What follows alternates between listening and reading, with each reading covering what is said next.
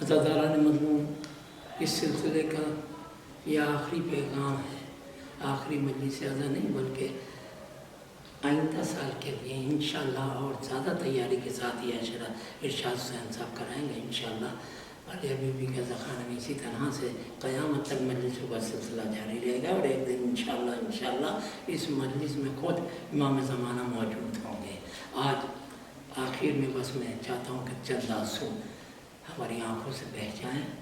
اس بیوی کا، اس بچی کا، سکینہ کا ذکر کر رہا ہوں۔ صاحب حضرات دلوں پر ہاتھ رکھ کے سماعت فرمائیں اور میرے بخشش کے لیے دعا کریں۔ میری کلام کی سلامتی اسی طرح میں شعر کہتا رہوں، پڑھتا رہوں، لوگ سنتے رہیں۔ بسم اللہ الرحمن الرحیم۔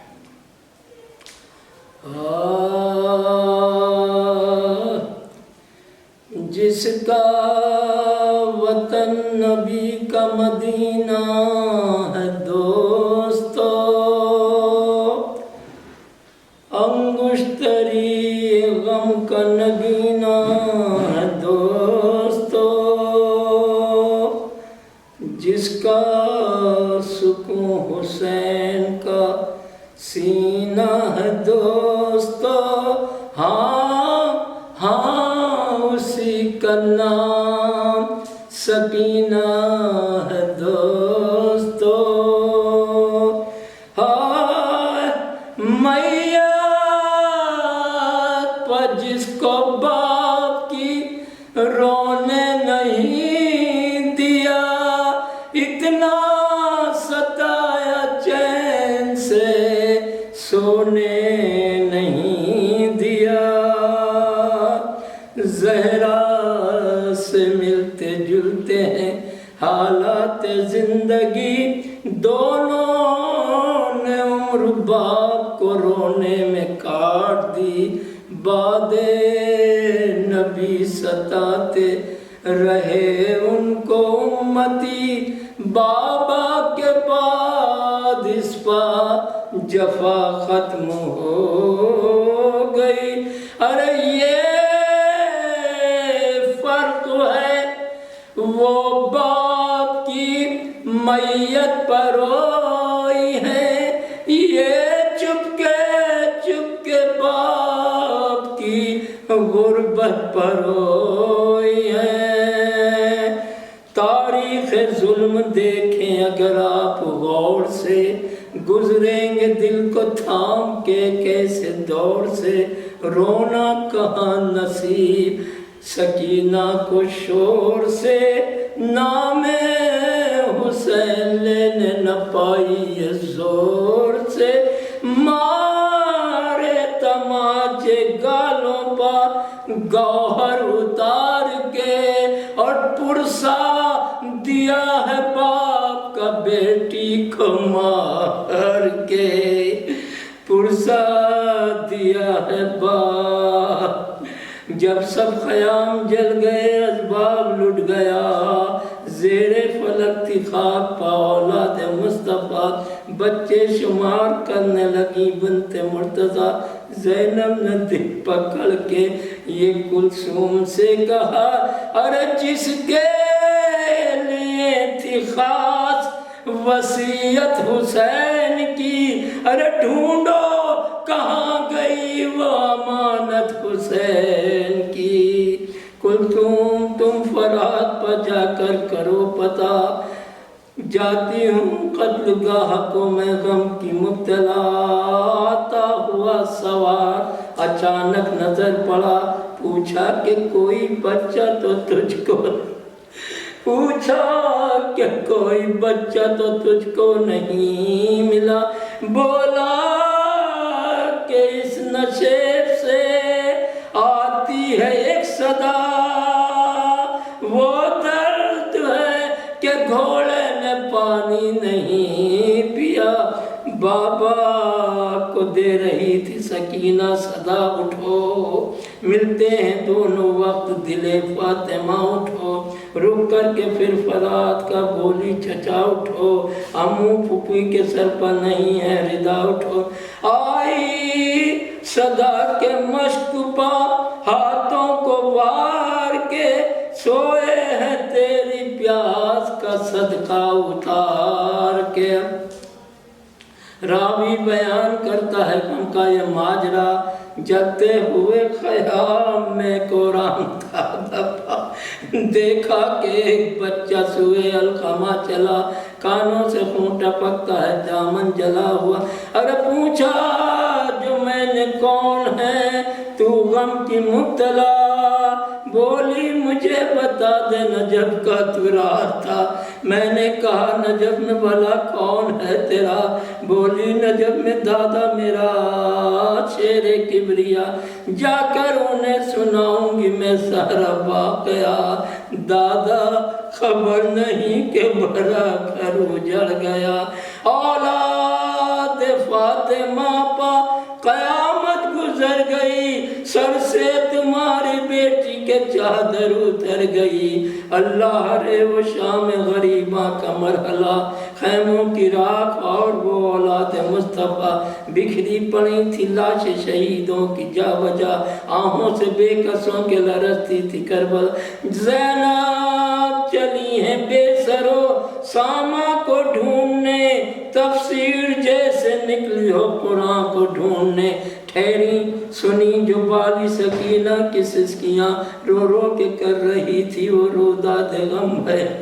बाबा ख़याम जल गए बाकी है बस धुआं, चादर फूफी की छिन गई और मेरी बालियाँ, दामन जला हुआ मैं दिखाने को आई हूँ। बाबा चलो मैं तुमको बुलाने को आई हूँ।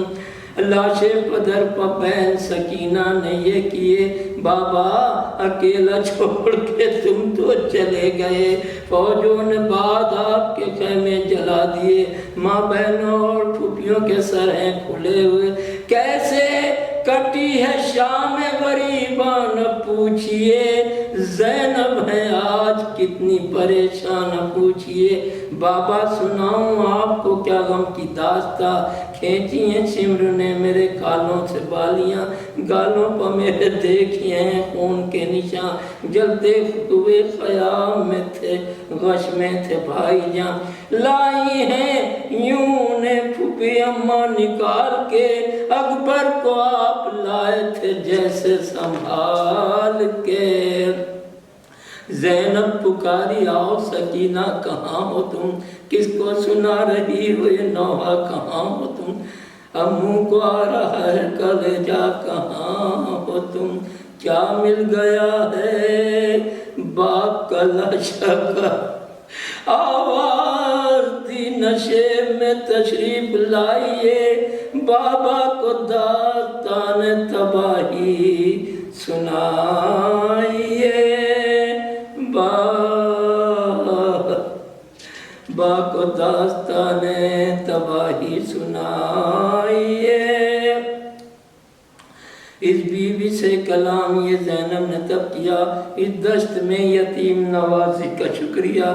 जानू बाप ने एक यतीमा का सर लिखा, चिल्लाई बेटी मैं तेरी माँ हूँ फातिमा, हाय सकीना कह के मेरे दिल के चैन ने भेजा मुझे यहाँ तेरे भाई हुसैन ने।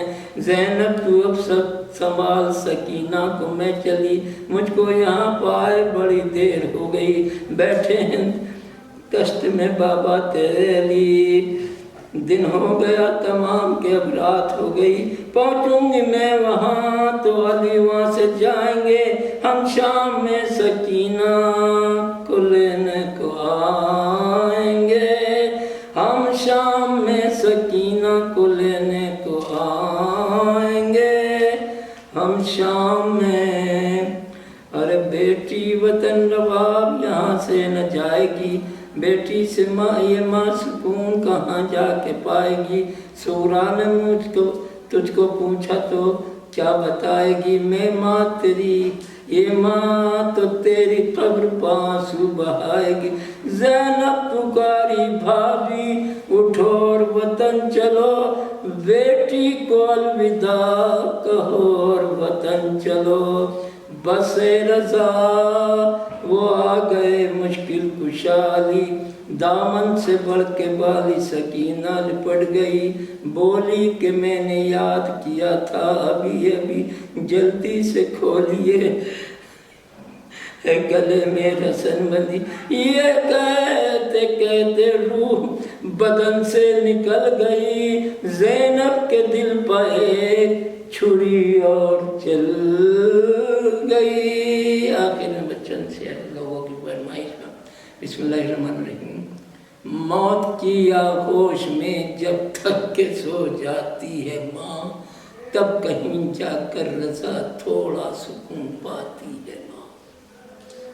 بھوکا سونے ہی نہیں دیتی یتیموں کو کبھی، جانے کس کس سے کہاں سے مانگ کر لاتی ہے ماں۔ ہڈیوں کا رس پلا کر اپنے دل کے چین کو، کتنی ہی راتوں میں خالی پیٹ سو جاتی ہے ماں۔ اپنے پہلو میں لٹا کر روز طوطے کی طرح 1 12 5 14 ہم کو رٹواتی ہے ماں۔ یاد آتا ہے شب عاشور کا کڑیل جواں، جب کبھی الجھی ہوئی زلفوں کو سلجھاتی ہے ماں۔ سامنے آنکھوں کے نکلے گر جواں بیٹے کا دم، زندگی بھر سر کو دیواروں سے ٹکراتی ہے ماں۔ لاش اکبر پر جوانی پڑ رہی ہے مرثیہ، شکر کا سجدہ اس عالم میں بجا لاتی ہے ماں۔ اللہ اللہ اتحاد صبر لیلا اور حسین، باپ نے کھینچی سینہ سینے کو سہلاتی ہے ماں۔ کیا میرا اکبر مدینے میں پلٹ کر آ گیا، سن کے آواز اذاں بستر سے اٹھ جاتی ہے ماں۔ یہ بتا سکتی ہیں بس ہم کو رباب خستہ تن، کس طرح بن دودھ کے بچے کو بہلاتی ہے ماں۔ کس طرح بن دودھ کے بچے کو بہلاتی ہے ماں۔ قید خانے میں جب مر جائے کوئی بچی یتیم، بس خدا ہی جانتا ہے کیسے دفناتی ہے ماں۔ بس خدا ہی جانتا ہے کیسے دفناتی ہے ماں۔ اس کی غربت پر در و دیوار بھی رونے لگے، اد چلے کرتے میں جب بچی کو کفناتی ہے ماں۔ ایک بچہ کربلا میں، ایک بچی شام میں، گود خالی ہاتھ خالی گھر کو آ جاتی ہے ماں۔ زندگی بھر دھوپ میں بیٹھی رہی ہوں میرا باپ، دھوپ ہی میں ایک دن رو رو کے مر جاتی ہے ماں۔ پسلیاں پکڑے ہوئے روزے حساب آتی ہے ماں، آج مجھ کو چاہیے انصاف چلاتی ہے ماں۔ کیا بگاڑا تھا میرے بچوں نے پروردگار، عرش کا پایا پکڑ کر خوب چلاتی ہے ماں۔ انبیاء چلا اٹھے اپنے کلیجے تھام کر، سینہ اکبر میں جب برچھی کو دکھلاتی ہے ماں۔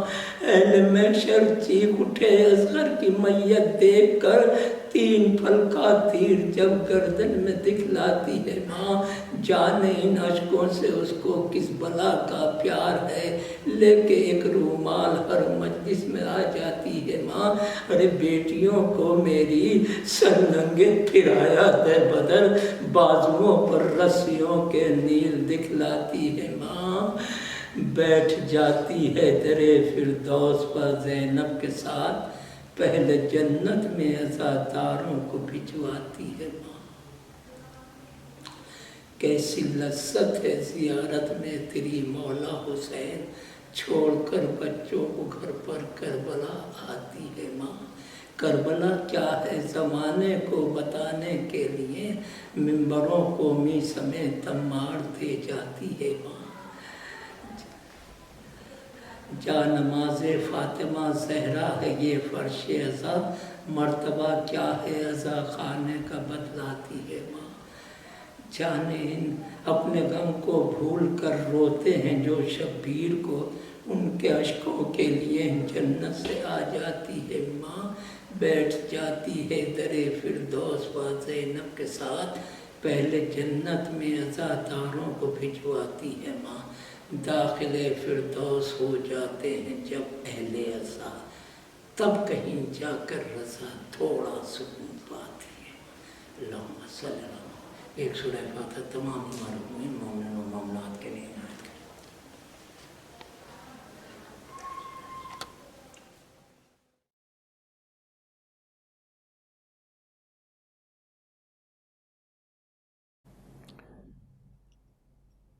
رحم اللہ من قرأ الفاتحہ۔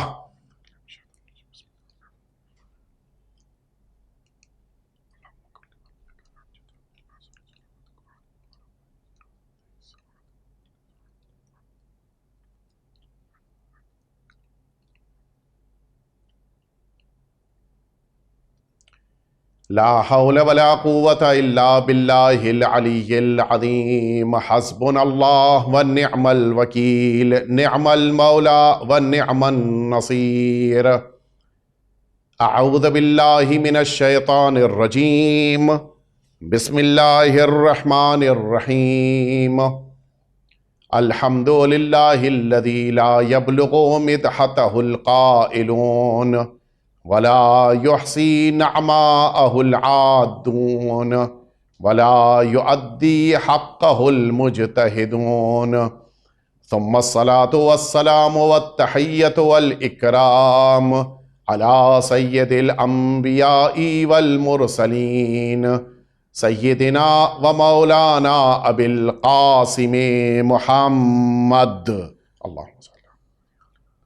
صلى الله عليه وعلى أهل بيته الأطيبين الأنجبين، لا سيما الإمام المبين بقية الله في الأرضين، واللعنة الدائمة الباقية على أعدائهم أجمعين، أما بعد، فقد قال الله الحكيم في كتابه المبين، وهو أصدق الصادقين وقوله الحق، إنما يريد الله ليذهب عنكم الرجس أهل البيت ويطهركم تطهيرا۔ اللهم صل على۔ اذان محترم، علی امام باڑے کی طرف سے منعقد ہونے والے اس عشرہ مجالس کی یہ آخری مجلس، جس میں چند معروضات کو آپ کے سامنے عرض کرنا ہے اور اہل بیت اطہار کی بارگاہ میں بالخصوص صدیقہ طاہرہ صلوات اللہ وسلامہ علیہا اور ان کے فرزند ارجمن سرکار سید الشہداء امام حسین صلوات اللہ وسلامہ علیہ کی بارگاہ میں آج کی اس شب کی مناسبت سے پرسا تعزیت پیش کرنا ہے۔ وہ پرسا کہ جو اس شہزادی کے لیے ہے کہ جس نے سرزمین شام کے زندان میں اپنے بابا کے لیے اپنی جان کا نذرانہ پیش کرتے ہوئے شہادت کو گلے لگایا۔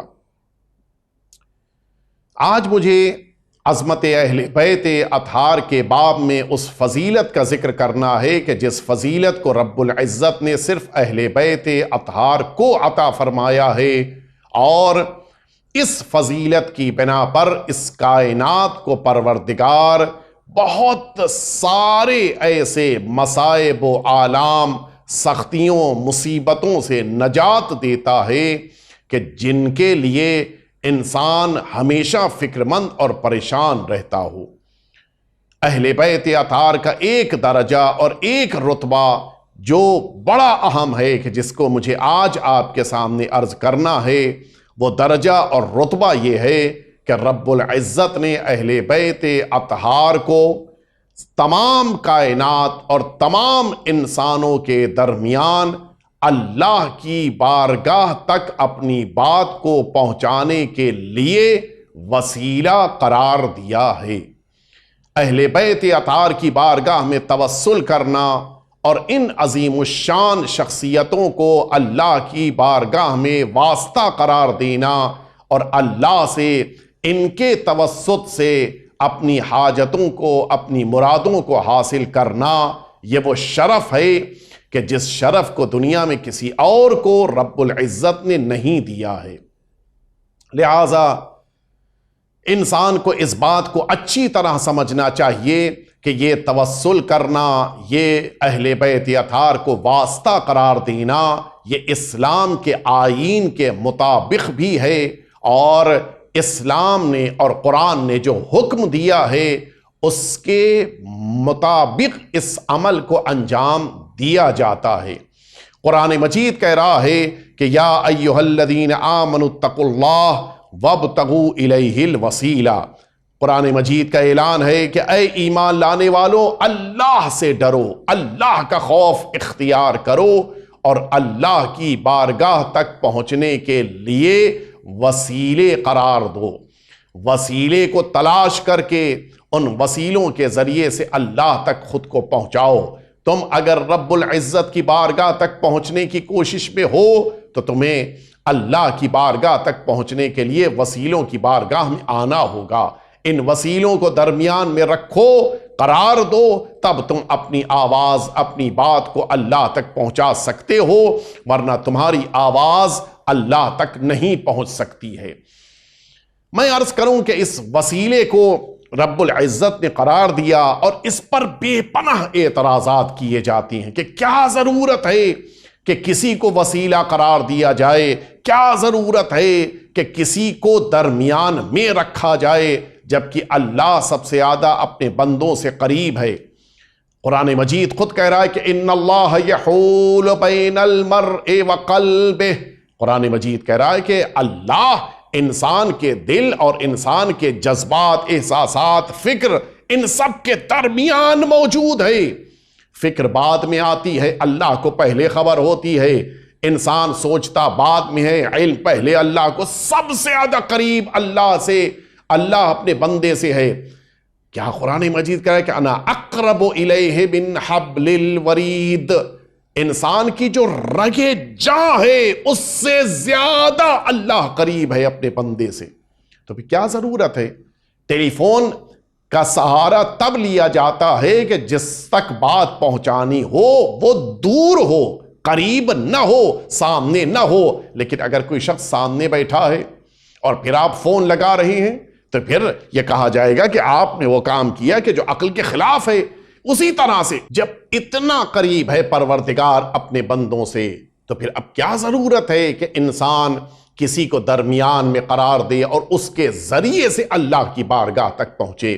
لیکن اگر آپ تھوڑی سی توجہ دیں بات آپ کے ذہنوں تک پہنچ جائے گی، اور حقیقت بھی یہی ہے۔ اللہ نے انسانوں کو جس موقع کے اوپر اس دنیا میں ایک بچہ آتا ہے وہ تمام چیزیں سکھا دیں کہ جن چیزوں کی اس بچے کو اس دنیا میں ضرورت پڑنے والی ہے۔ یہ بچہ دنیا میں آتا ہے، کوئی اس بچے کو نہیں سکھاتا، لیکن یہ آتے ہی سانس لینے لگتا ہے۔ کس نے اس کو سانس لینے کا طریقہ سکھایا کہ آکسیجن کو اندر لے کے جاؤ اور پھر کاربن ڈائی آکسائڈ کی شکل میں اس کو باہر نکال کے پھینک دو؟ کس نے اس بچے کو سکھایا کہ جب تم روشنی کے سامنے تمہاری آنکھ آ جائے تو جلدی سے پلک کو بند کر لینا تاکہ یہ روشنی تمہاری آنکھ کو نقصان نہ پہنچائے؟ کس نے اس بچے کو سکھایا کہ جب تمہیں بھوک لگے تو گریہ کر کے اپنی بات کو اپنی ماں کو سمجھانا؟ کس نے اس بچے کو بتایا کہ اگر تمہارے بدن میں، تمہارے پیر میں، تمہارے پیٹ میں کہیں تکلیف ہو، درد ہو تو پھر اپنی آواز کو گریے جیسی قرار دینا تاکہ ماں متوجہ ہو جائے کہ بچہ درد میں ہے، تکلیف میں ہے؟ نہ ڈاکٹر نے سکھایا، نہ نرس نے بتایا، حتیٰ نہ ماں باپ نے سکھایا، لیکن یہ بچہ ان چیزوں کو خود بخود سیکھ کر آتا ہے۔ تو اب سوال یہ ہے، دیکھیں سب سے زیادہ مشکل ہوتا ہے سب سے زیادہ کم سن کو کسی بات کو سمجھانا، سب سے زیادہ مشکل ہوتا ہے۔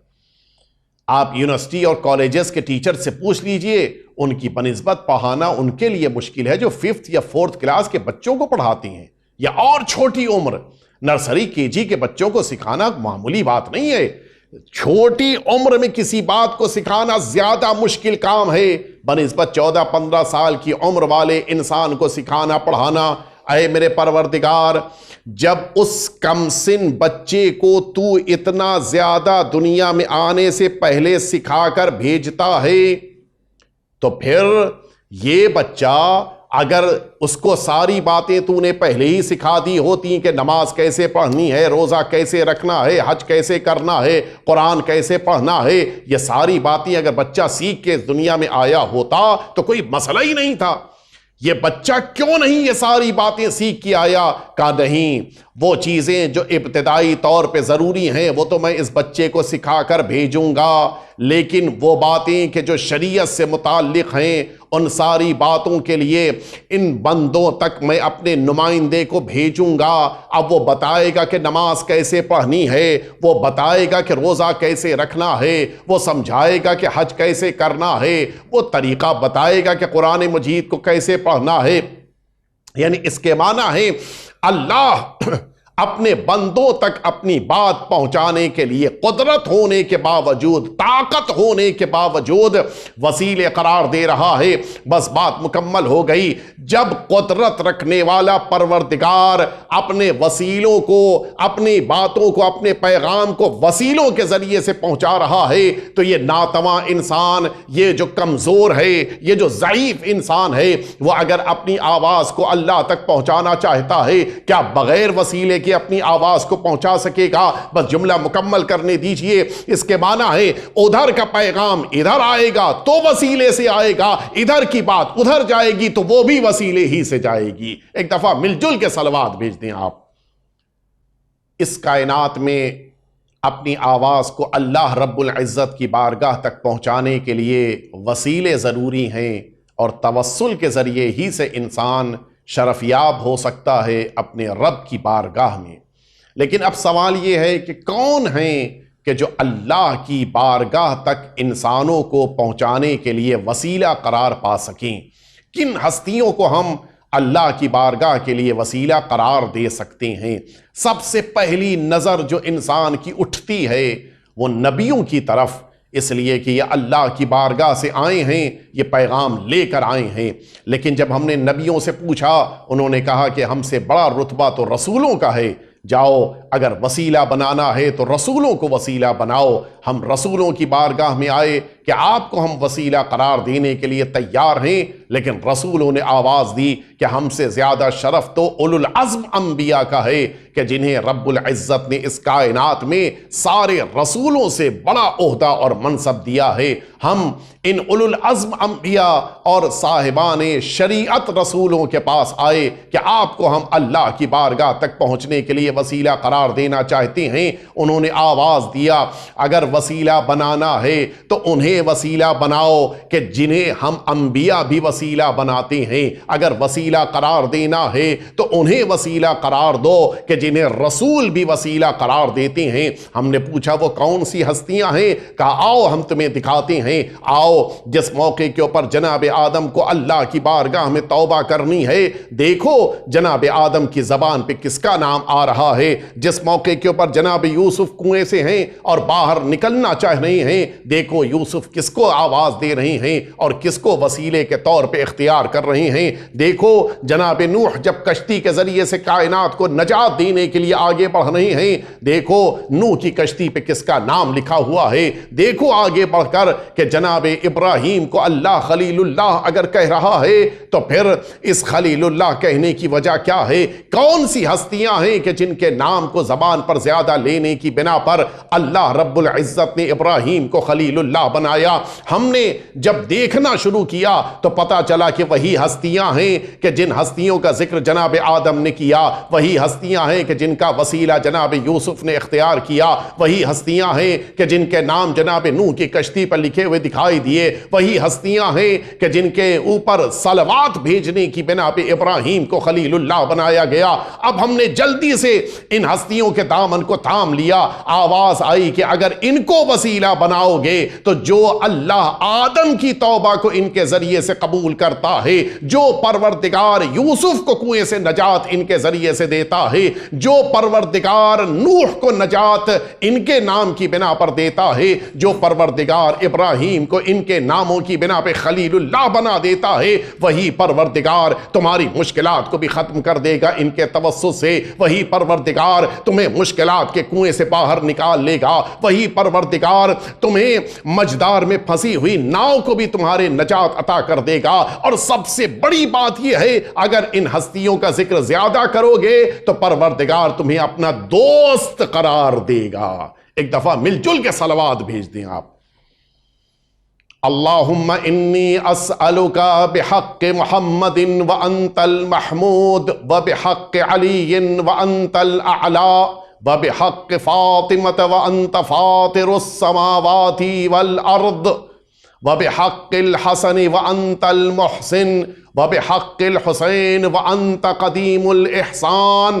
یہ وہ آواز ہے کہ جو اس وقت افلاک میں گونج رہی تھی جب اس کائنات میں نہ بشر تھا، نہ بشر کو جاننے والا ماننے والا کوئی تھا، نہ آدم کی نبوت کا ذکر تھا، نہ بقیہ رسولوں کا ذکر تھا۔ اس وقت بھی افلاک میں یہی آواز گونج رہی تھی۔ ہم نے اسی لیے زیارت جامعہ کے پڑھتے وقت یہ جملہ کہا کہ اللہم انی لو وجدت شفعاء اقرب الیک من محمد و اہل بیتہ لجعلتہم شفعائی۔ اے میرے پروردگار، اگر ہمیں اہل بیت اطہار سے زیادہ تیری بارگاہ میں کوئی قریب مل جاتا تو ہم انہیں شفیع بناتے، انہیں وسیلہ بناتے، انہیں لے کے تیری بارگاہ میں آتے۔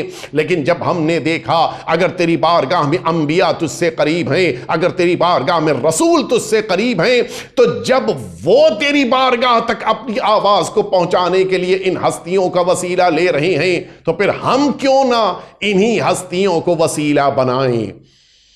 ان ہستیوں، ان مقدس شخصیتوں کے ذریعے سے جب انسان اللہ کی بارگاہ میں حاضر ہوتا ہے تو کامیابیاں اس کے قدم چومتی ہیں۔ میں عرض کروں آپ کی خدمت میں، انسان کبھی کبھی یہ سوچتا ہے کہ ہمیں ضرورت کیا ہے ان وسیلوں کی۔ حقیقت یہ ہے، اگر عزت چاہیے ہے، اگر اپنے معافی ضمیر میں چھپی ہوئی دعاؤں کو باب استجابت تک پہنچانے کی تمنا ہے، تو پھر اہل بیت اطہار کا وسیلہ لینا ہوگا۔ کبھی کبھی ہوتا ہے انسان کی مصروفیتیں بہت سارے کاموں سے انسان کے قدم روک لیتی ہیں، اور لوگوں کی عقیدت کہتی ہے کہ یہ کام بھی آپ ہی کو کرنا ہے۔ بہت سارے اوقات خاص طور سے ہم لوگوں کے ساتھ یہ بہت بڑی مشکل ہوتی ہے، مصروفیت زیادہ ہے، کام زیادہ ہیں، پروگرام زیادہ ہیں، اور درمیان میں ایک نیا پروگرام بھی، اور اس عقیدت مند کا یہ اصرار کہ آپ ہی کو اس پروگرام میں شرکت کرتے ہوئے کام کو انجام دینا ہے۔ سارے پروگرام سیٹ ہو چکے تھے، ساری مجلسوں کے وعدے کر چکے تھے، سارے ہر اعتبار سے مرتب ہو چکے تھے، آنے جانے کے انتظامات سب ہو چکے تھے۔ اچانک بیچ میں ایک خاص مرید نے آ کر کہہ دیا کہ نہیں حضور، ہمارے گھر میں ہمارے بیٹے کا، اور ایک ہی بیٹا ہے، اس کا ولیمہ میں نے اپنے وطن میں شادی ہو گئی تھی، یہاں بامبے میں رکھا، آپ کو شرکت کرنی ہی ہوگی، آپ کے بغیر تو ہو نہیں سکتا پروگرام۔ اب کیا کرے انسان، وعدہ خلافی کر نہیں سکتا، زبان دے چکے ہیں بقیہ کو، وہاں پہنچیں گے تو یہاں شرکت نہیں ہو پائے گی، یہاں شرکت کریں گے تو وہاں کا پروگرام ڈسٹرب ہو جائے گا۔ ایک ہی راستہ نکلا، دیکھو بھائی میں تو نہیں آ پاؤں گا، میرا فلاں فلاں جگہ کے اوپر فلاں فلاں وعدہ ہے، مجھے وہاں پہنچنا ہے۔ میں ایک کام کر سکتا ہوں کہ دیکھو میں تو نہیں آ پاؤں گا، ہاں میں اپنے کسی نمائندے کو بھیج دوں گا کہ نہیں حضور آپ کو آنا ہے، کبھی میں نہیں آ پاؤں گا۔ گھر آئے، گھر واپس آنے کے بعد اپنے بچے سے کہہ دیا کہ جو 7-8 سال کا تھا کہ دیکھو بیٹا فلاں دن میرے فلاں دوست کے بیٹے کا ولیمہ ہے، تمہیں شرکت کرنی ہے۔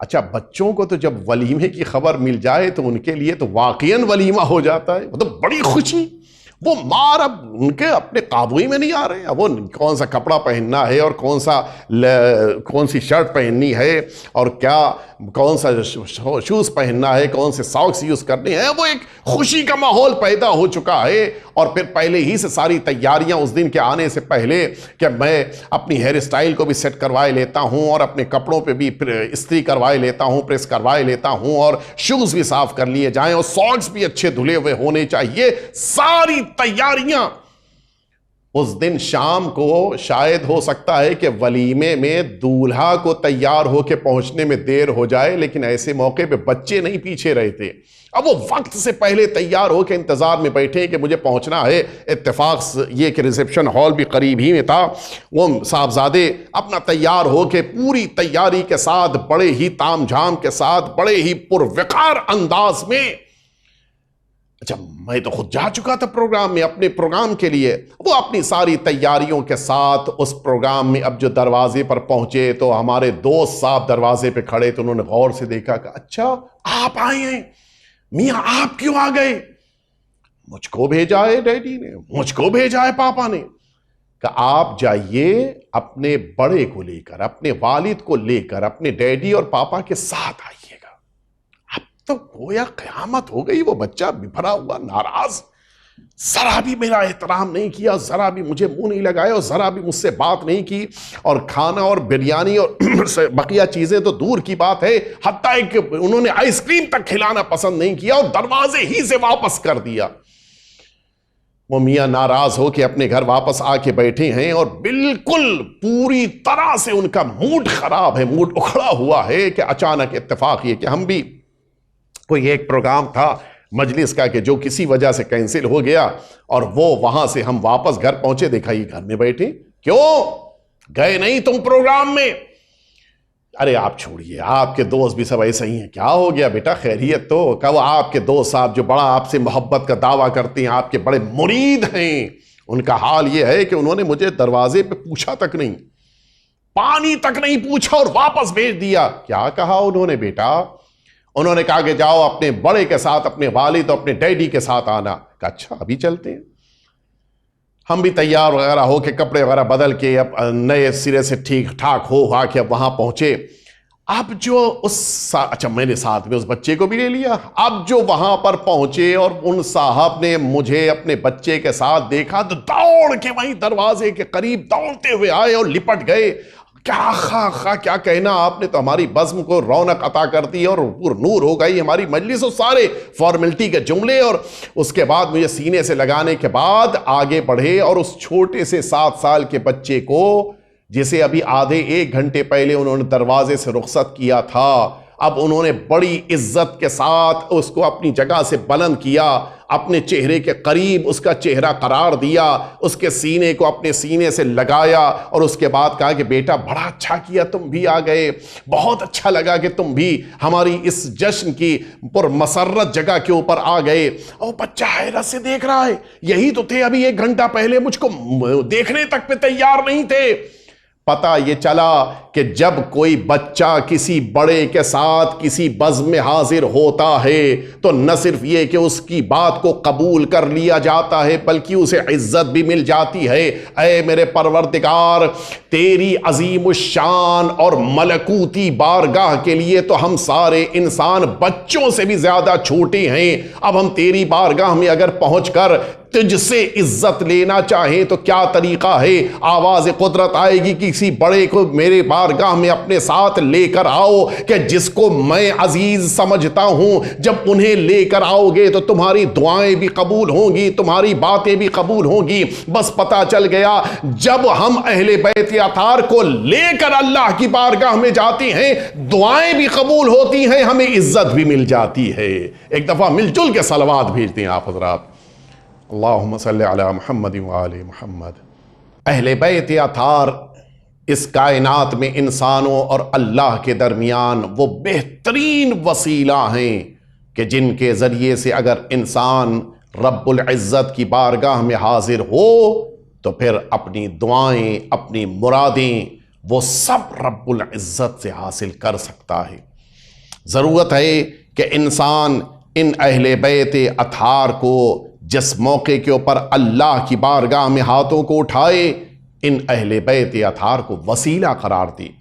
اسی لیے جس موقع کے اوپر میدان مباہلہ میں حضور ختمی مرتبت حضرت محمد مصطفیٰ صلی اللہ علیہ وآلہ وسلم تشریف لے جا رہے ہیں، اس میدان مباہلہ میں پہنچتے ہی جیسے ہی آپ نے میدان مباہلہ میں قدم رکھا، آپ نے پیچھے گھوم کر اہل بیت اطہار یعنی صدیقہ طاہرہ صلوات اللہ وسلامہ علیہا، سرکار امیر المؤمنین امام حسن مجتبی امام حسین صلوات اللہ وسلامہ علیہم اجمعین کی طرف رخ کیا اور یہ جملہ فرمایا کہ اذا دعوت فامنوا، میں میدان مباہلہ میں قدم رکھ رہا ہوں، اب جب میدان مباہلہ میں میں ہاتھوں کو اٹھا کر دعا کروں تو تم آمین کہہ دینا۔ اللہ اکبر! اس کائنات میں سب سے زیادہ جو ذات اللہ سے قریب ہے وہ ذات ہمارے رسول کی ہے، وہ آخری رسول جو وجہ خلقت کائنات ہیں، ان سے زیادہ اللہ سے کوئی قریب نہیں ہے، اول مخلوق ہیں، لیکن وہ بھی یہ تمنا کر رہے ہیں کہ ان کی دعاؤں میں آمین اہل بیت اطہار کی طرف سے آ جائے۔ بس مجھے جملہ کہنے دیجئے، جب رسول کی دعا اہل بیت اطہار کی آمین کو تلاش کرتی ہے تو پھر ہم بندوں کی دعا اہل بیت کے بغیر کیسے اللہ کی بارگاہ تک پہنچ سکتی ہے؟ ایک دفعہ مل جل کے صلوات بھیج دیں آپ حضرات۔ اہل بیت اطہار کو وسیلہ قرار دینا ہے۔ میں عرض کروں، یہی قرآن مجید ہے، سورہ اسراء کی 64ویں آیہ شریفہ، سارے مفسرین نے لکھا ہے کہ اسی مدینہ طیبہ میں اس آیہ شریفہ کو جو میں ابھی پڑھ رہا ہوں اس کے ضمن میں سب نے لکھا ہے۔ اسی مدینہ طیبہ میں ایک صحابی رسول ہے کہ جس نے خود کو اپنے گھر میں اندر سے بند کر لیا ہے، باہر نکلنے پہ تیار نہیں ہے۔ ہوا کیا ہے؟ اس سے گناہ سرزد ہو گیا۔ نتیجے میں اب شرم ہے کہ اگر بزم رسول میں مجھ سے پوچھ لیا گیا تو میں کیسے بتاؤں گا، میں کیسے کہوں گا کہ میں گناہگار ہوں، اور اس گناہگار وجود کو میں کیسے رسالت مآب کی بزم تک لے کر جاؤں؟ البتہ اس واقعے کو سب نے اپنی کتاب میں لکھا کہ صحابی پیغمبر سے گناہ ہو گیا۔ مجھے جملہ کہنے دیجئے، بقیہ باتیں امت مانے نہ مانے، لیکن کم از کم اس واقعے سے یہ تو پتا چل گیا کہ صحابیت کے وہاں عصمت نہیں پائی جاتی ہے، گناہ پایا جا سکتا ہے۔ یہی فرق ہے اہل بیت اطہار اور صحابی میں۔ صحابی گناہگار ہو سکتا ہے، لیکن اہل بیت وہ ہیں جن کو معصوم قرار دیا گیا ہے۔ ایک دفعہ صلوات بھیج دیں آپ حضرات مل جل کے۔ گھر میں بند کر لیا، نہیں نکل رہا ہے، نہ بازار جانا، نہ گھر کے باہر نکلنا، نہ بزم رسول میں آنا، نہ مسجد۔ اچھا حضور اکرم کو تو پتا ہے، لیکن لوگوں کو متوجہ کرانا ہے۔ نماز میں نہیں دکھ رہا ہے، وہ کہاں گیا صحابی؟ راستے میں نہیں دکھا، وہ کہاں ہے صحابی میرا؟ ممبر پہ بیٹھے، میرا وہ صحابی کہاں ہے؟ لوگوں سے پوچھے، کسی کو کچھ پتا نہیں۔ ایک دن بڑی ہمت کے ساتھ ساری طاقت کو جمع کر کے اپنے گھر سے نکلا تاکہ چلیں آج چل کے رسالت مآب کی بارگاہ میں گڑ گڑا کر معافی مانگے، شاید میری توبہ قبول ہو جائے۔ بڑے لرزتے ہوئے قدموں کے ساتھ آہستہ آہستہ بڑھتا ہوا آیا اور حضور اکرم کے بیت الشرف کی طرف بڑھتے ہوئے اب جو رسالت مآب کے گھر کے پاس والے آخری نکڑ پہ پہنچا، اچانک اس کا چہرہ کھل گیا جیسے اسے جنت مل گئی ہو۔ کیا ہوا؟ اس نے رسالت مآب کے دو شہزادے امام حسن اور امام حسین کو رسول اللہ صلی اللہ علیہ وآلہ وسلم کی طرف جاتے ہوئے، ان کے بیت الشرف کی طرف جاتے ہوئے دیکھا، دوڑ کے آیا اور جلدی سے ان دونوں شہزادوں کو داہنے اور بائیں کاندھے کے اوپر بٹھایا، اور اب وہی قدم جو ابھی تک ساتھ نہیں دے رہے تھے، جو آگے نہیں بڑھنے کی ہمت دے رہے تھے، وہی قدم بڑی تیزی کے ساتھ بڑھ رہے ہیں اور رسالت مآب کی طرف آگے جا رہا ہے، جلدی جلدی تیزی سے آگے بڑھ رہا ہے۔ کہاں سے یہ طاقت مل گئی؟ کہاں سے یہ قوت مل گئی؟ کہا اس لیے طاقت و قوت مل گئی ہے کہ بہترین وسیلے اسے مل گئے ہیں۔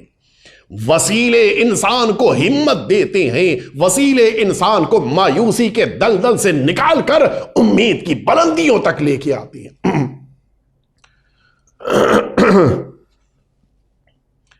اس جملے کو کٹ کر کے پھر سے کہہ دیجیے گا۔ جی، انسان جب مایوس ہو جائے تو ایسے موقع کے اوپر یہی وسیلہ ہے جو انسان کو نجات دیتا ہے، یہی وسیلہ ہے جو انسان کو مایوسی کے دلدل سے نکال کر امید کی بلندیوں تک لے کر آتا ہے۔ آیا حضور اکرم کی طرف بڑھ رہا ہے، اچانک اب یہاں پر روایت میں دو لفظیں ہیں، وابتسم الرسول، حضور اکرم اس کو دیکھ کے مسکرا دیے، یا ضحک الرسول، بعض روایتوں میں ہے کہ حضور اکرم ہنس دی، البتہ ضحکہ ابتسامہ روایت میں موجود ہے کہ حضور اکرم کا ہنسنا ان کی مسکراہٹ ہوتا تھا، یہ خوشی کا اظہار کرنے کے لیے حضور اکرم مسکرا دیتے تھے۔ حضور اکرم نے جب اس کو دیکھا تو مسکرا دیے، ساری بات پتا ہے، سارا قضیہ پتا ہے۔ اب حضور اکرم نے فرمایا کہ اذهب فانت طلیق، جا واپس چلا جا، اللہ نے تجھے آزاد کر دیا ہے، اللہ نے تیری گناہوں کو معاف کر دیا ہے، اللہ نے تجھے پاک صاف کر دیا ہے۔ اور یہی جملہ حضور اکرم نے فرمایا تھا کہ اب یہی سورہ نساء کی آیت نمبر 64 رب العزت کی بارگاہ سے لے کے جبریل امین نازل ہوئے، فرماتے ہیں کہ اے پیغمبر آپ یہ آیت پہنچا دیے کہ وَلَوْ أَنَّهُمْ إِذْ ظَلَمُوا أَنفُسَهُمْ جَاءُوكَ فاستغفروا الله واستغفر لهم الرسول لوجدوا الله توابا رحیما۔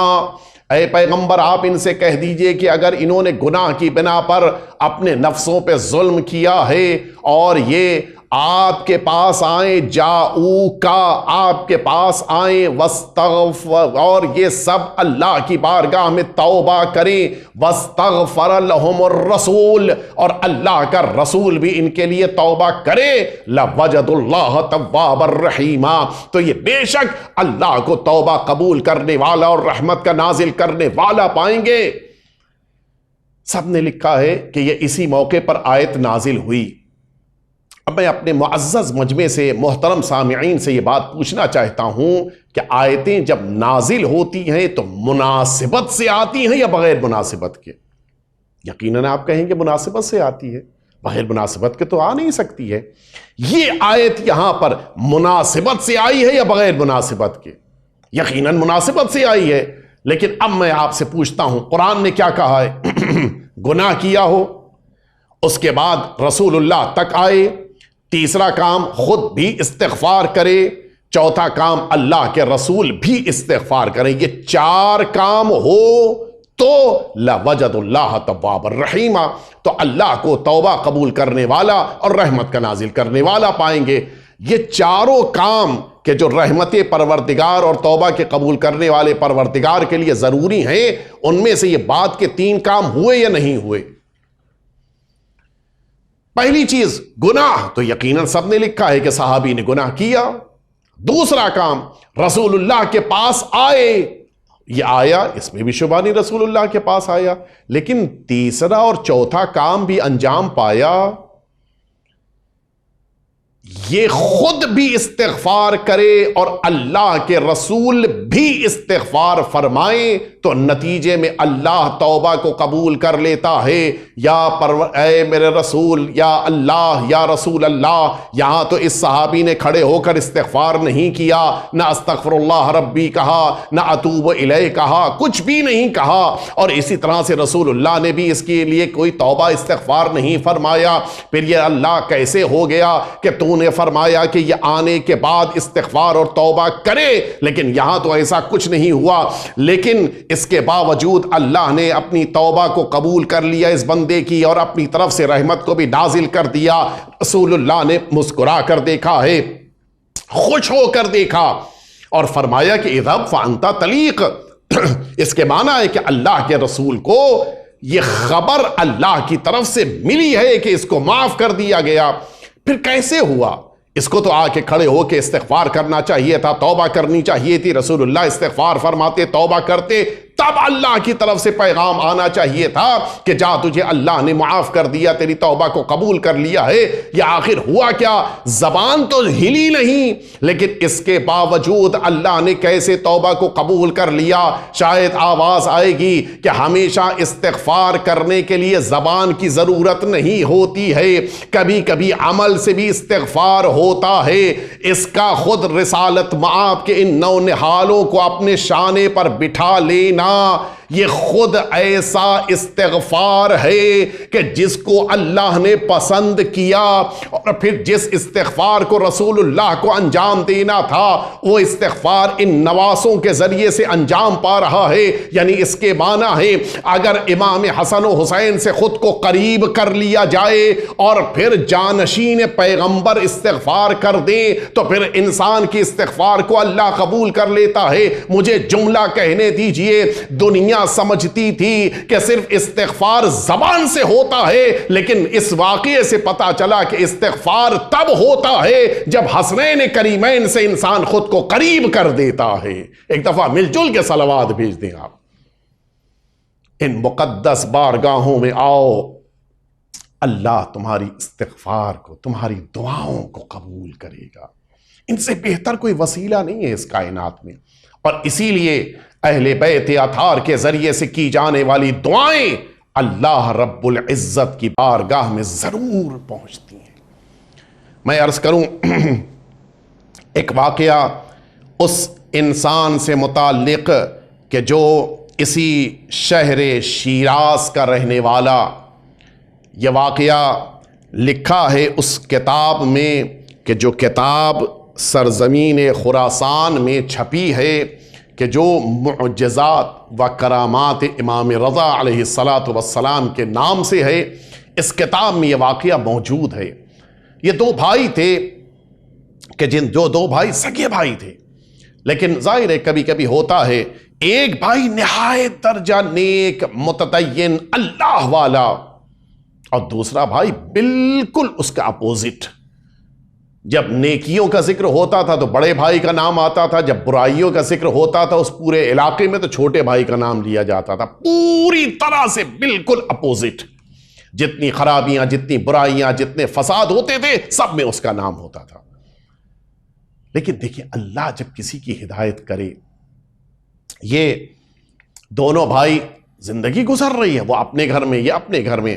اس زمانے میں ایک طریقہ کار تھا کہ جو ابھی بھی ہے بعض علاقوں میں، ہمارے ہندوستان میں پہلے تھا لیکن اب تقریباً کم ہو گیا ہے، کہ جب کوئی زیارت کے لیے یا حج کے لیے جانے لگتا تھا تو پورا علاقہ اس کو رخصت کرنے کے لیے اس علاقے کی سرحد تک آتا تھا، اور پھر لوگ کوئی التماس کرتا تھا دعاؤں کے لیے، کوئی التماس کرتا تھا کہ ہماری طرف سے وہاں زیارت پڑھ دینا، الگ الگ طریقے ہوتے تھے۔ اب یہ تقریباً کم ہو گیا ماحول۔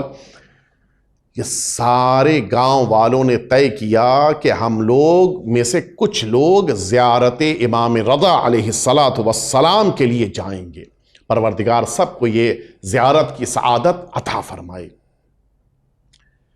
یہ دونوں بھائی، ان میں سے بڑے بھائی نے بھی ارادہ کیا کہ وہ بھی زیارت پہ جائے گا۔ وہ ایک چھوٹا سا قافلہ کہ جو زیارت کے لیے نکل رہا تھا، بڑے بھائی نے خود کو بھی اس میں شامل کیا، اور پھر جب رخصتی کا دن آیا اور پورا گاؤں، پورا علاقہ رخصت کرنے کے لیے نکلا، تو اب گاؤں کی سرحد تک چھوڑنے کے لیے جہاں سب آ رہے تھے وہیں یہ چھوٹا بھائی بھی آیا۔ چھوٹے بھائی نے دیکھا کہ بڑا بھائی جا رہا ہے تو اچانک دل میں نہ جانے کیا احساس پیدا ہوا۔ اس نے اپنے بڑے بھائی سے کہا کہ بھائی کیا میں شیعہ نہیں ہوں؟ ارے کیا بات کر رہے ہو، میں شیعہ ہوں، تم بھی شیعہ، ایک ماں باپ کی اولاد، ہم دونوں شیعہ ہیں۔ چھوٹے بھائی نے کہا کہ پھر تم ہی کیوں زیارت پہ جا رہے ہو؟ کہا نہیں تم بھی زیارت پہ جاؤ، یقیناً تمہیں زیارت پہ جانا چاہیے، اگلے سفر میں تم ہمارے ساتھ چلنا۔ اس نے کہا اگلا سفر نہیں، یہ سب میں نہیں جانتا۔ اچھا جو اس مزاج کے ہوتے ہیں ذرا ضدی مزاج میں یہ سب کچھ نہیں جانتا، جائیں گے تو ساتھ میں جائیں گے اور اسی سفر میں جائیں گے۔ بڑے بھائی نے کہا دیکھو اتنا آسان نہیں ہے سفر کرنا، آج کا دور تو نہیں ہے کہ انسان نے بس کریڈٹ کارڈ لے لیا اور سفر پہ نکل پڑا، سب کچھ راستے میں مل جائے گا۔ اس زمانے میں کھانے کا انتظام، سواری کا انتظام، سارے کپڑے سب کچھ ساتھ میں لے کے نکلنا پڑتا تھا۔ کہا ایسے تو نہیں ہوگا کہ اچانک چل پڑو۔ کہا بھئی یہ سب باتیں میرے بس کی سمجھنے کی نہیں ہے، مجھے جانا ہے تمہارے ساتھ اسی سفر میں جانا ہے۔ جب چھوٹے بھائی نے زیادہ اصرار کیا تو بڑے بھائی نے کہا ٹھیک ہے چلو بھائی تمہیں بھی لے کے چلیں۔ لیکن جناب دیکھیں کبھی کبھی انسان کو اپنے عمل پر مغرور نہیں ہونا چاہیے۔ سارے قافلے والوں نے جب یہ سنا کہ ہمارے ساتھ یہ شریر اور بدماش بھائی بھی جائے گا، یہ سب اڑ گئے کہ ہم تو نہیں جائیں گے۔ کیوں؟ کہ اس کے ساتھ جائیں گے، اس کے ساتھ جانا ہم سب کے لیے شرم کی بات ہے۔ راستے میں ستائے گا، پریشان کرے گا، مشکلات پیدا کرے گا۔ بڑے بھائی نے کہا یہ سب میری ذمہ داری ہے، یہ سب میری ذمہ داری ہے، یہ راستے میں کچھ نہیں کرے گا، میں جانتا ہوں، یہ میرے کھانے میں سے کھانا کھائے گا، یہ میرا لباس پہنے گا، یہ میری سواری استعمال کرے گا، تم لوگ پریشان نہ ہو، یہ سب میرے ذمے۔ اچھا بھائی، بڑی مشکل سے سب کو راضی کیا، لے کے نکلا بڑا بھائی اپنے چھوٹے بھائی کے ساتھ، اور یہ سب سفر پہ رواں دواں ہیں، یہاں تک کہ یہ سب مشہد مقدس کے قریب پہنچے۔ آپ سنیں گے انتظام پروردگار۔ چھوٹے بھائی کی طبیعت راستے میں بگڑی اور ایسی خراب ہوتی گئی کہ اس سے پہلے کہ پاس کے کسی صحرا میں ہیں، یہ سب رات میں رکے تھے، پاس کے کسی گاؤں سے جا کر کسی طبیب کو بلا کر لائیں، مدد لی جائے، اس سے پہلے ہی چھوٹا بھائی دنیا سے رخصت ہو گیا۔ پورے سارے قافلے والے مطمئن کہ چلو اچھا ہوا، اب اس کے شر سے نجات مل گئی۔ چھوٹے بھائی کو بڑے بھائی نے غسل دیا، سب نے کہا یہ دفن کر دو، یہی صحرا میں قبر کھو دی جائے، دفن کرنی، یہ تو نہیں ہوگا۔ نکلے تھے زیارت کے لیے، جب تک 8ویں امام کی زیارت کے لیے ہم سب نہیں پہنچیں گے، اس کو بھی لے کر ہم یہاں سے ہلیں گے نہیں۔ اچھا ٹھیک ہے، تم کہتے ہو یہ آخری کام بھی کر لیا جائے۔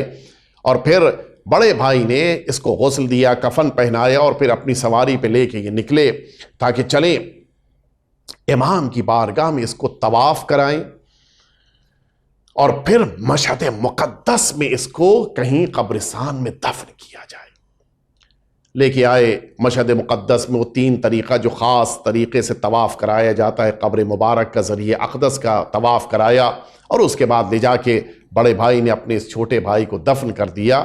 لیکن 8ویں امام سے التماس کیا کہ مولا، میں چاہتا ہوں کہ اپنے بھائی کی حالت دیکھوں کہ کتنی اس کو سزا ملی، دیکھوں میں کیا حال کیا ہے اس کا عالم برزخ میں۔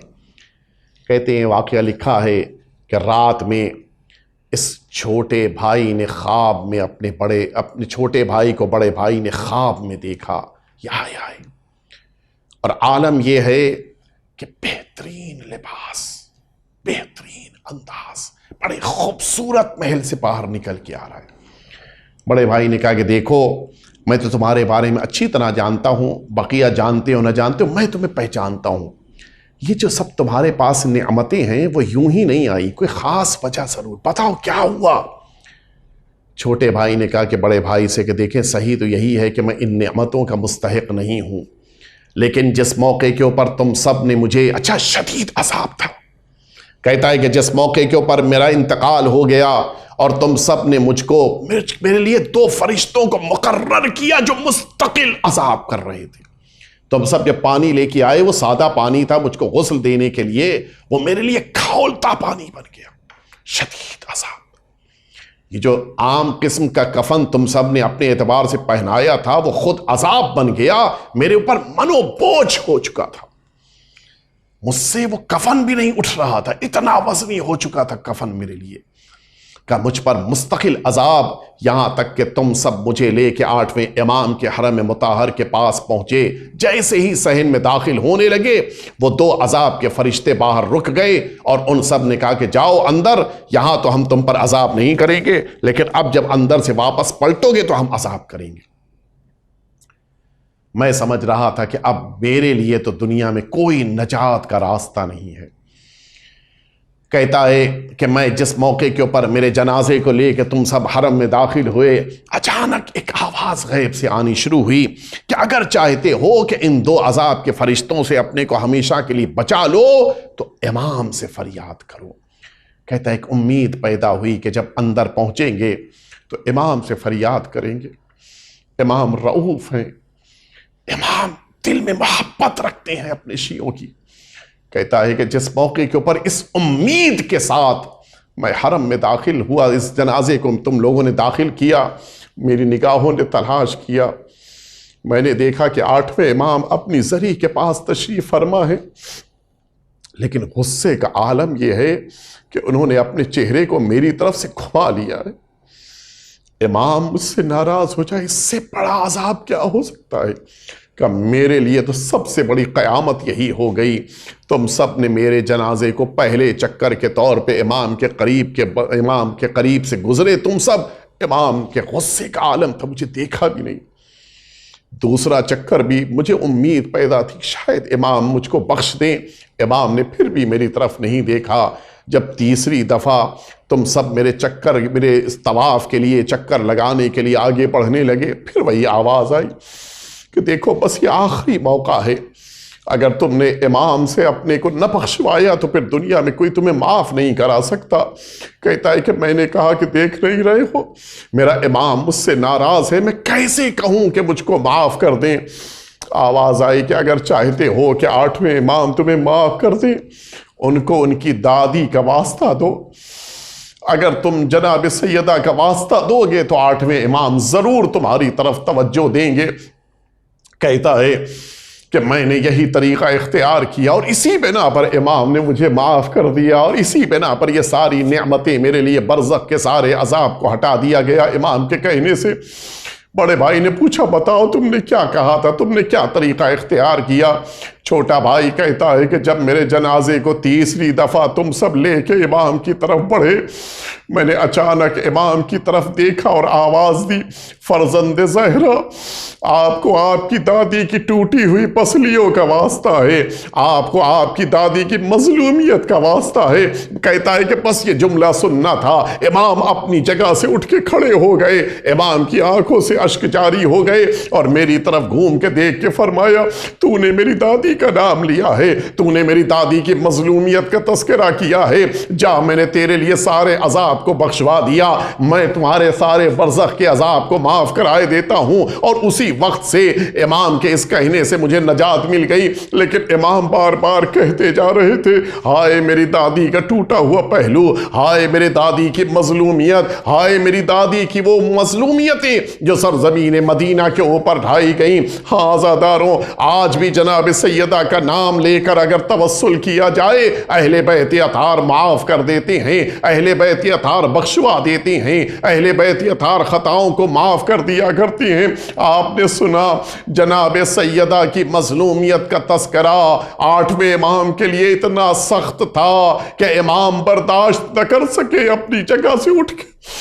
इमाम अपनी जगह से खड़े हो गए और आंखों से अश्क जारी हो गए। मैं कहूँगा आका, आपने मदीने तैयबा की सैयदा का जिक्र सुना तो आप तड़पने लगे, आप बेचैन हो गए। ज़रा जिंदान शाम में मौजूद सैयदा की उस पोती के लिए आइए, देखिए क्या आलम है। ज़हरा की वो लाडली है, ज़हरा के हुसैन की वो सकीना है जो जिंदान शाम में तड़प रही है। आलम ये है कि ख्वाब में हुसैन को देखा है, वो बेचैन सकीना अपने बाबा को याद कर रही।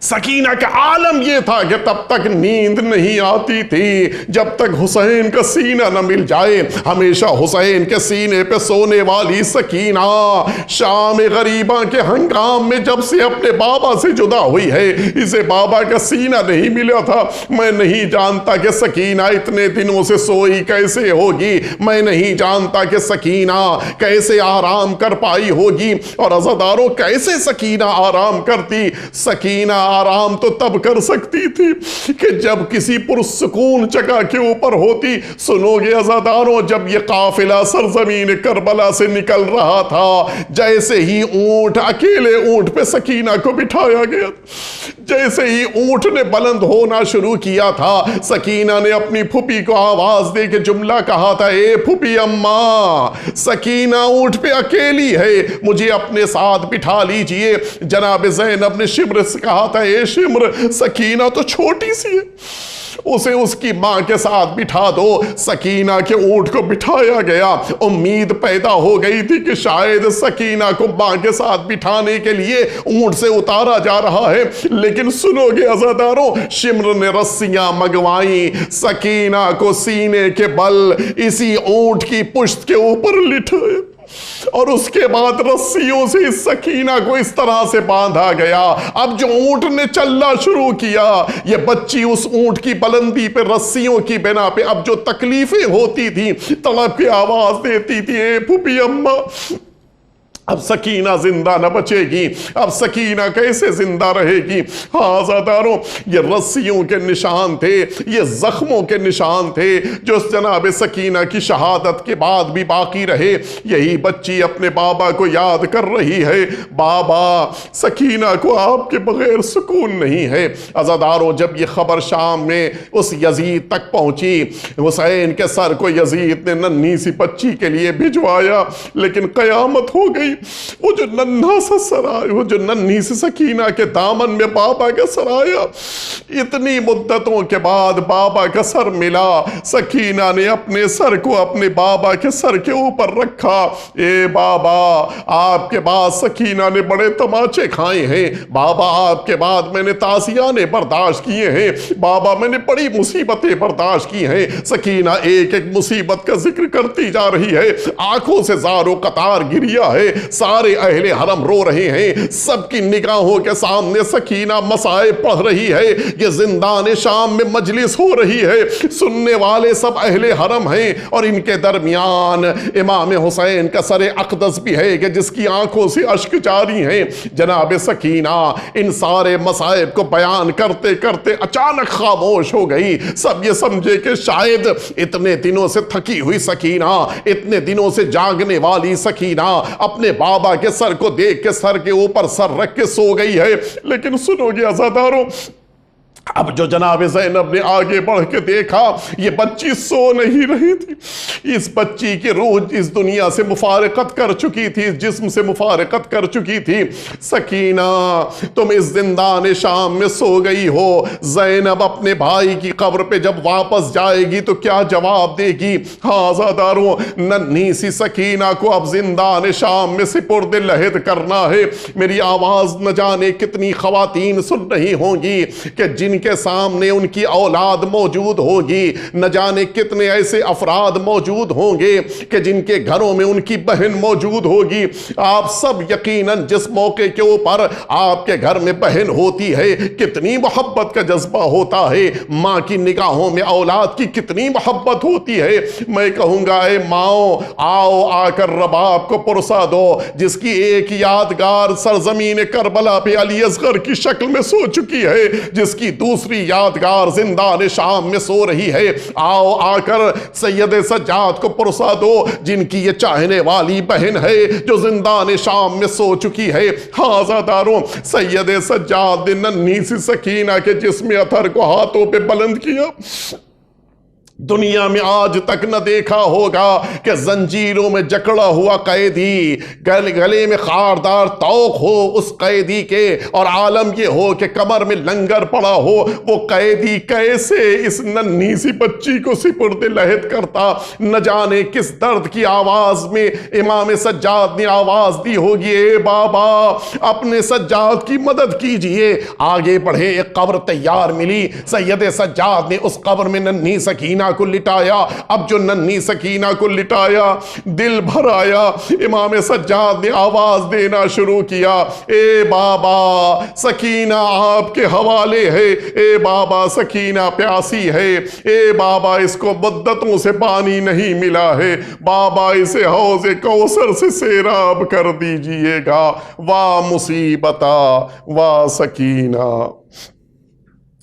الا لعنت اللہ علی القوم الظالمین وسیعلم الذین ظلموا ای منقلب ینقلبون الہی بحق الزہرا وابیہا وبعلہا وبنیہا والسر المستودع فیہا ان تصلی علی محمد وآل محمد۔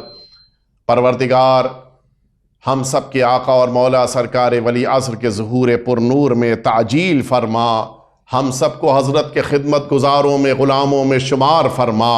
پروردگار علی امام باڑے کی ان مجلسوں کو پروردگار منعقد کرنے والے تمام مؤمنین کی توفیقات میں اضافہ فرما۔ جن مرحومین کے نام آج تک لیے گئے، ان تمام مرحومین اور جملہ مومنین اور مومنات جو اس دنیا سے اٹھ گئے، ان سب کے درجات کو بلند سے بلند تر فرما۔